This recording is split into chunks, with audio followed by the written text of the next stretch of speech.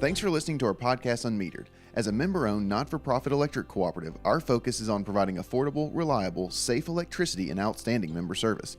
One way that we're doing that is by providing more avenues of communication to you, our member. Through the podcast, we hope that you will be able to find some helpful hints, tips, and things to help you conserve energy, as well as some informational pieces that will help you understand what it means to be a member.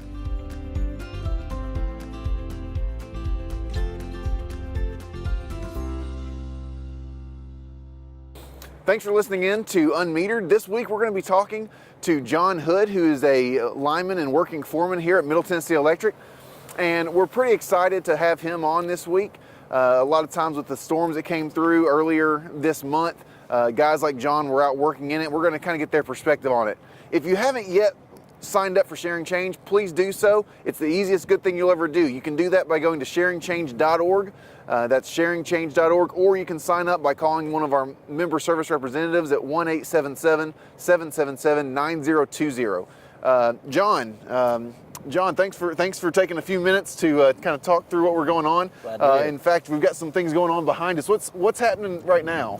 We're setting a new pole in line, changing this old pole out to a new one. We're putting some new trip savers is what we're calling them, and it's a new kind of feature to hopefully cut down on outage times. Just new technology we're always doing here at Middle Tennessee Electric. Awesome, that's great. So it's cold. It's very cold.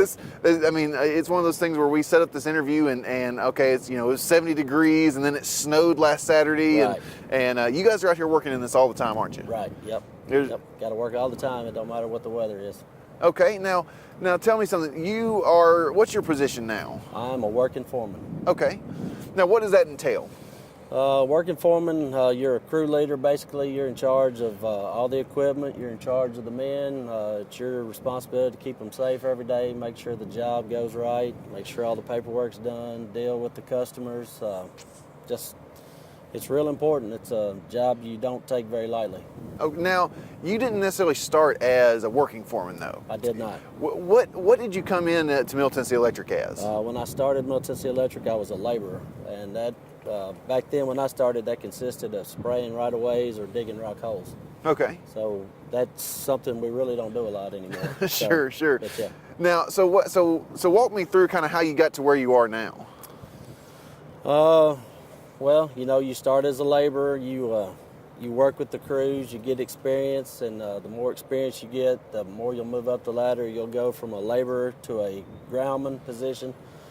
Then from a groundman, you go to an apprentice lineman, and then you do 3 years of book study and testing, and once you get that part done, then you top out as a journeyman lineman, and then you just bide your time, which I came at the right time where men were retiring, and it just worked out good where I was able to become a working foreman at a pretty young age. Okay, that's awesome. So you said you went from a laborer to a groundman. Now, how many years did you have to stay as a groundman again? I was only a groundman for about 2 years. Okay. There's a lot of guys that are groundmen for a lot longer than that. But like I said, there was a transition when I came here, and it just worked out well for me where I was able to get on the apprentice program pretty fast. So if the positions are available, the fastest you could become a journeyman lineman, it takes how long? 6 or 7 years? Yeah, that's a good number. Sometimes it takes longer than that, but 6 or 7 years once you hire on, that's pretty accurate that you can become a lineman. So in theory, you could potentially have gone to be like a doctor or something with that amount of time. Absolutely. That spent in working and doing those types of things. Of course, it's a different type of skill set that you need to be a doctor. But right. So tell me something. When you were a kid, did you grow up thinking that you were going to be a lineman, that you were going to be working, in a bucket truck or managing a crew? Not at all. When I grew up, I always wanted to be a pilot. Okay. And, I was always fascinated with airplanes. I still am, and I would love to one day get my pilot license. But I had some friends that worked here, and they always told me what a great place it was, and opportunity came open for me to try to get on here, and I did, and I've loved it ever since. I don't regret anything about it.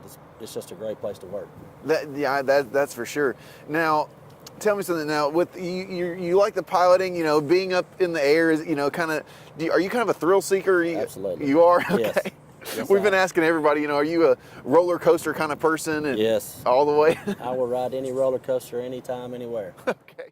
How do you feel about your career here at Middle Tennessee Electric? How many years have you been on the job here? In May, I'll have been here 22 years. 22 years. Wow, 22 years. That's impressive. So how has that career been? How do you feel about it?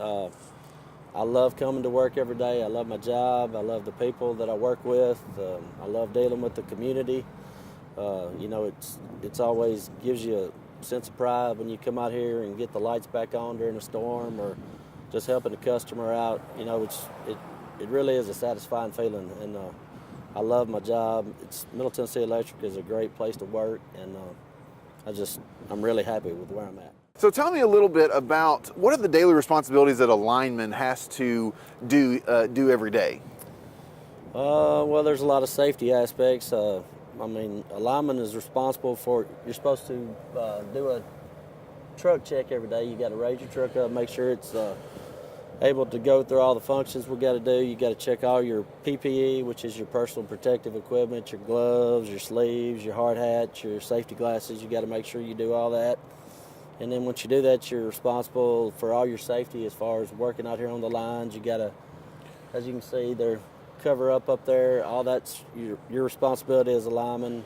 There's consequences if you don't do that. Sure, so, sure. There's lots of things you do. You got to be safe while you're working on the lines, because each one of those lines has got 14,400 volts in it.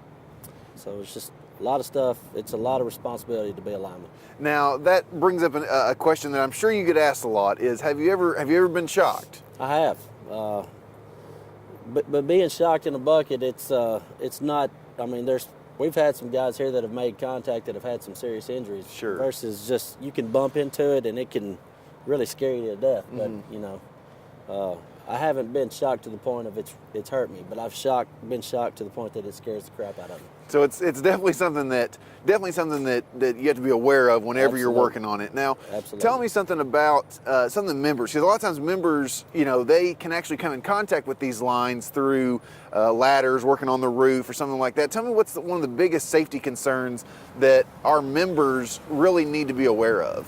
I really don't think they know what kind of voltage goes through the lines. You know, if there's a line laying on the ground, just because it's on the ground don't mean it's not energized. It could always be hot. So I would always tell a member, if they see something on the ground, don't ever hesitate to call us, and don't even think about going near that line, because you never know. Because, you know, you only get one chance with this usually. Sure. And just always err on the side of caution is what I'd say. Okay.